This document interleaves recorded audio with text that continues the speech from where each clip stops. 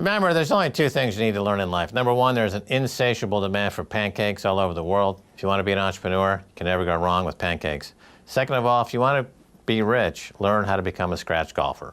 Had you been watching Keiser Report instead of cable news, instead of MSNBC? MSNBC, right now, what you would have learned is to cower under your bed and hide and fear the world. We have been preparing you for the paradigm shift that has been happening over the past 10 years. We've told you about this. We warned you that the likes of Mark Carney from the Bank of England would be standing on U.S. soil at Jackson Hole this last weekend and saying, get rid of the dollar. We warned you that gold would be rising as the fiat system under which we live would be collapsing. And the U.S. empire is definitely going down in a very Roman-style decline. I fully expect Trump will appoint his favorite horse to replace Jay Powell by the end of this year. Cable news is the, as they say in professional wrestling, the heel, right? And Trump is Steve Austin, apparently. He models his entire career on Steve Austin, the professional wrestler. And now we've got Mark Carney bashing the dollar. We've got the world waking up to the fact that the U.S. dollar as world reserve currency is a huge liability for everybody, including the United States.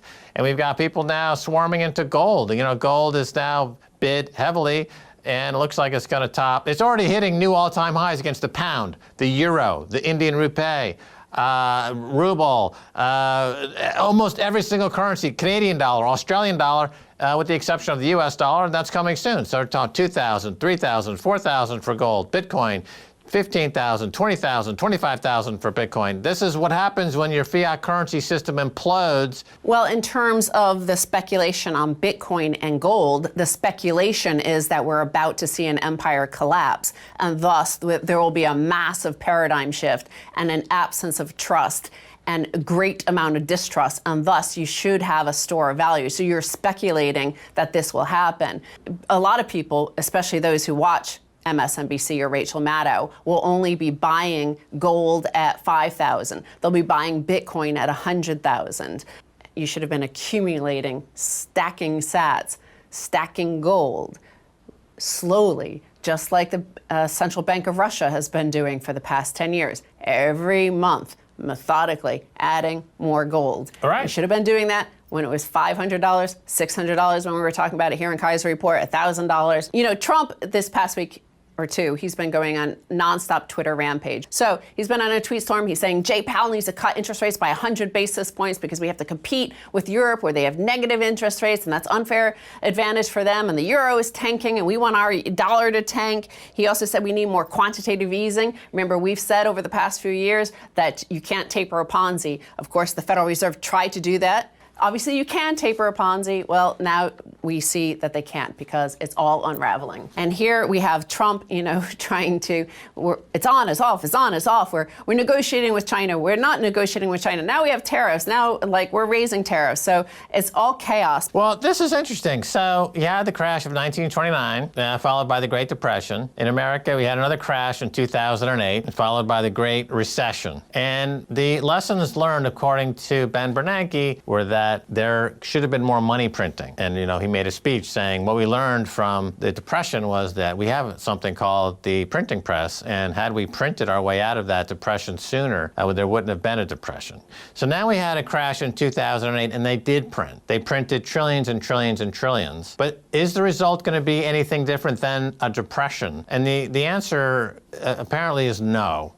We are in a depression in America, in populations all over America. There's abject poverty. Should develop into a full-blown depression because neither policies work from the central bank. So maybe the problem is the central bank. At the same time, a lot of people are doing very, very extremely well. Those closest to the money printing, the Cantillon effect is called. Anybody who lives in New York City, even if they don't have a job, their house prices are going up, up, up, up. In terms of China being this boogeyman, and U.S. corporations are the ones who exporter the jobs there. That's why some people are doing very well, the likes of Jeff Bezos. That's why he's worth $120 or $30 billion.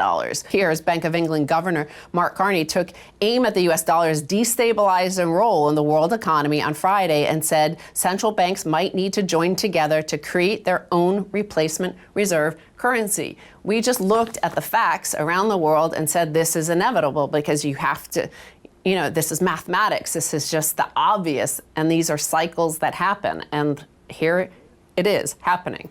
Right. The world reserve currency has gone from Portugal to Spain to France to Britain to America, and now it's going to be passed to something else, possibly a global digital currency, as Mark Carney at the Bank of England suggests. You need to get rid of the Larry Summers. You need to get rid of all the central bankers. You need to get rid of all these professional liars and replace them with civil servants. So he sees that the world is being reordered. We've been saying that. We've been warning about this for 10 years. It's 10 years this September, this month coming up, that we have been warning you here on Keiser Report. And here's Mark Carney.